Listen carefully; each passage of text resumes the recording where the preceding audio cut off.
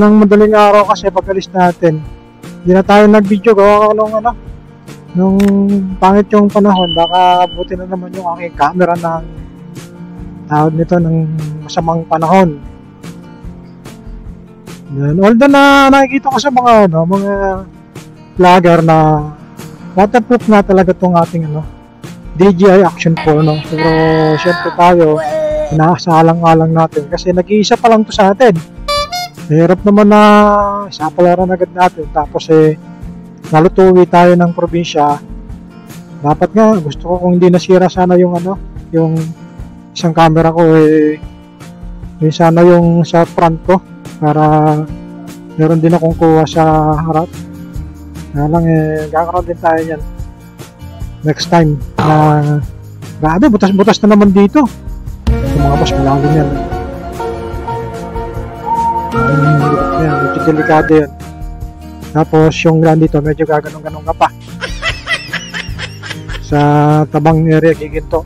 Sana kung ginawa doon, ginawa na rin sana rito ka sa buhay para hindi ganito yung nagiging problema rito.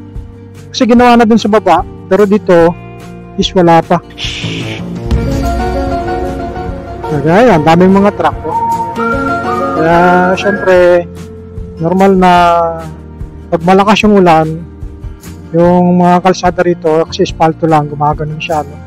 So nawawala yung pagkapitad niya, nagiging nagsasani ng butas sa kalsada kasi nga ayan medyo mag-iingat tayo sa mga ganitong klaseng espalto kasi talagang common na yon sa kanila na nangyayari kapag malakas yung ulan. Dito ginawa na to kasi sana naging kagaya na lang nito. Sana to wag nang may espalto to kasi maganda. Sana wag nang i-espalto kasi pag na-espalto pangit. May truck, dami. Sikit na tayo. Gawa to ng ng Big Ben. Oh my God! Wow! Big Ben. Ganda di ba? Smooth yung natin kaso traffic mga boss. So yung hirap kapag ganitong traffic kasi hanggang dito hanggang doon traffic yan. Ay, marada ka pala traffic na nga. Hindi ko alam kung hanggang dito lang to o part lang na nandiyan na kasi minsan umaabot doon sa may pabrika ng ng peach. Minsan nagpas doon Ito yung isang sikat na simbahan dito sa may Giginto. Kung makikita nyo sa NLEX, may karatula doon sasabing simbahan. Hindi ko masyadong kabisado kasi yung simbahan na yan. St. Mary, yung yan. Hindi ko masyadong alam yung pangalan ng santo na nandito sa simbahan yan sa may Giginto. Although na araw-araw tayong dumadaan dyan, di naman natin kinakabisado kasi mga part ng barangay na nasasakupan dito. Ilan-ilan pa lang dito yung kabisado ko kaya yung kabisado ko yung mga barangay kasi parang kung iisipin mo yung mga dinadaan natin ay 10 bayan, napakaraming barangay yung bawat talagpasan natin. Ito, nasa part pa rin tayo ng Giginto. Pag malapit ka na dun sa yun naman yung Santa Rita. Santa Rita nga ba? Santa Cruz pala mga boss. Santa Cruz yung pag-akyat mo ng Tabang, Santa Cruz yung may weighing scale, yung mga truck. Dito kasi hindi ko masyadong alam yung sa may simbahan nga ng Giginto Poblacion hindi ko gaano kabisado. Nakita ko lang yung barangay na nakalagay, laki-laki. Tagal na natin dumadaan, hindi natin napapansin Ayun. Pero itong mga area na to is hindi ko masyadong kabisado. So comment below na lang kayo doon sa mga taga-Giginto dyan yung bawat area na dinadaanan ko rito sa buong Giginto, MacArthur Highway na to. Alam ko namang alam nyo yan kasi ako kahit araw-araw ko rito di ko nakakabisado talaga to. Dito may part dito na ginawa yung kalsada tapos tinapalan ng espalto Espalto siya pero yung takbo mo dun sa espalto na yun is lugalog ka. Yung tatalbog-talbog ba yung gulong mo. So, hindi pinong-pino yung ano nila, gaya nito dinadaan natin, maganda. Pag hindi sa unahan kasi, meron dyan na part na espalto nila, yung tinapalan yung nasira. Pagka dinaanan mo yon, yan o, yung part na yan o, yan. Kung nakikita nyo yung nasa unahan natin, to. Pag dumaan ka rito, o, diba, medyo okay, inulit siguro nila to.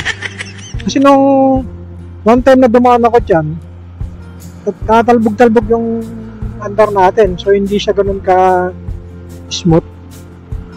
Kasi nagkakaroon siya ng parang bouncy dun sa dinaanan natin na yun. So, minsan hanggang dito yung traffic. Kasi ito, pitch yan eh. Yan, pabrika ng pitch yan eh. Yan, pabrika ng pitch yan.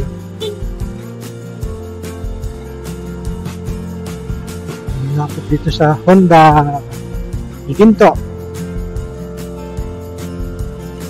Dami na naman talagang butas.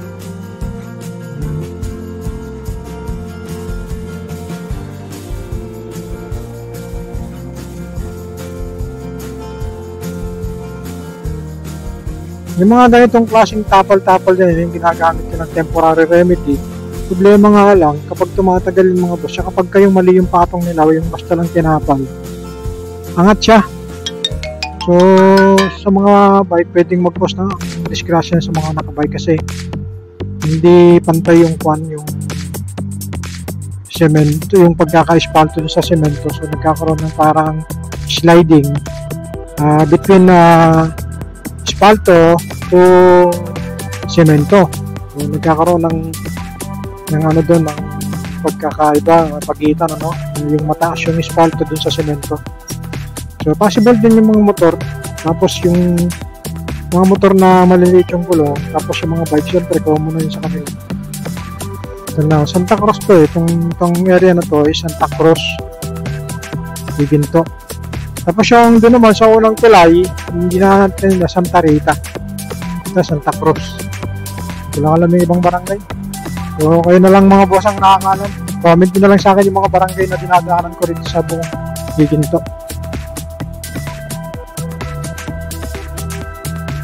Ano dito talagang wala talagang pag-asa rito, mabago yung kalsada rito. Ano to eh, sakripisyo talagang ito.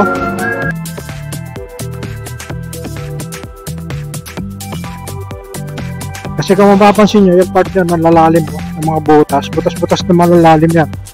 So maobliga ka talagang, kung tayo nakamotor, kagaya nya yan. Kayo na nakamusap dito ha.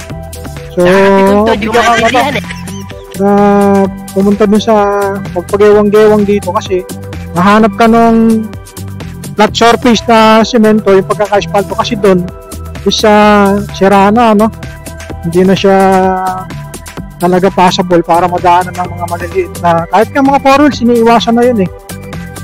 Although na ginagawa na tong part na to, dapat syempre sunod nila yun. Kasi delikado yun eh, lalo sa gabi. Paano kung hindi o kaya hindi sanay dumaan dito, yun nga pala mga boss, 6 AM to 8 PM, tapos 4 PM to 6 PM yung track ba nila. So nakita na natin, dami na naman nahuli So nga pala mga boss dito, nagbigay na sila dito ng 6 AM, 4 PM truck ban. Tapos meron na rin dito mga boss, may mga nakapaskil na rin dito sa buong kahabaan ng Giginto, buong lalawigan ng Giginto.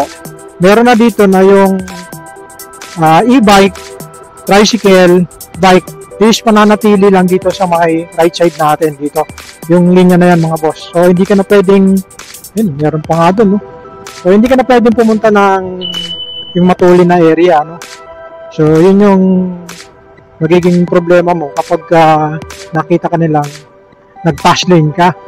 Kasi base dun sa ordinance na pinalabas nila, dapat nga bawal yun. Kasi palagay dun sa ordinance nila dapat right side. Lahat ng e-bike, tricycle, bike, Pero siguro, pinapayagan naman na ganyan, yun. Pero talaga dun sa ordinance nila, hindi wala tayong makita dito eh. May mga nakalagay kasi yan eh, may mga nakapaskil.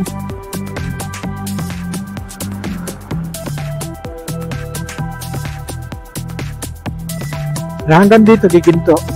Hanggang doon sa may simbahan, giginto. Tapos hanggang doon sa may cross, giginto. Puro giginto yung naririnig ko sa akin, mga boss, no? Hindi yung gintong material, ha? Ito ay lugar.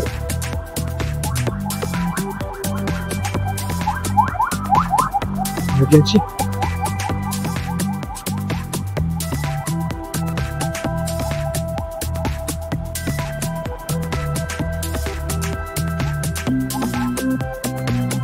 Malaki ng karatula na mga yung overloading size ng mga karga, madadali kayo lalo pagka hindi kayo natimbang. Ang problema lang, hindi natin kabisado kung magkakaparehas nga sila ng weighing scale, kagaya kasi ng meron lahat yun Valenzuela, may Kawayan, Marilao, Bukawi, may mga weighing scale yan pag mag-exit kayo. Pag galing kayo ng NLEX o kaya papasok kayo ng NLEX. Traffic na din dito. Dito naman malimit talaga. Parang parang ang tawag dito, parang Claribel to eh. Yung area na to. Kasi nga nandito yung simbahan.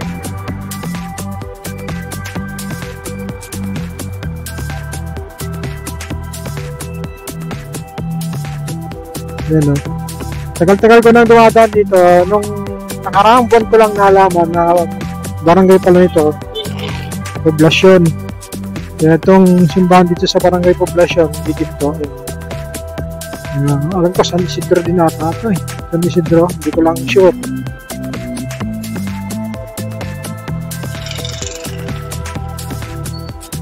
At naka-signal na turn right. Turn right. Ito, magpapagas.